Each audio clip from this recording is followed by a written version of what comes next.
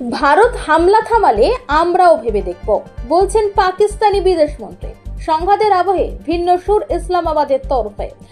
ভারত পাকিস্তান সংঘাতের আবহে এই প্রথমবার ভিন্ন সুর শোনা গেল পাকিস্তানের বিদেশমন্ত্রী ইসাকদারের গলায়। তিনি দাবি করলেন ভারত হামলা থামালে থামবে পাকিস্তানও। পাকিস্তানের বিদেশমন্ত্রীকে উদ্ধৃত করে একথা জানিয়েছে সংবাদ সংস্থা রয়টার্স। দারের আরও দাবি, ভারত যদি আবার হামলা চালায় তাহলে তার জবাব দেবে পাকিস্তান। পাকিস্তানি সংবাদ মাধ্যম জিও নিউজকে দার জানিয়েছেন, এই বিষয়টি আমেরিকার বিদেশ সচিব মার্কো রুবিকেও জানিয়েছেন তিনি।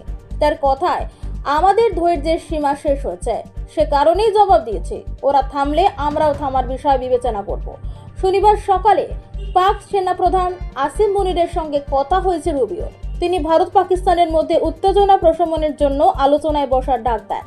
তখনই পাকিস্তানি বিদেশমন্ত্রী ভারতের কোর্টে বল ঠেলার চেষ্টা করেন। সে কথা তিনি নিজেই জানান পাকিস্তানি সংবাদ মাধ্যমকে।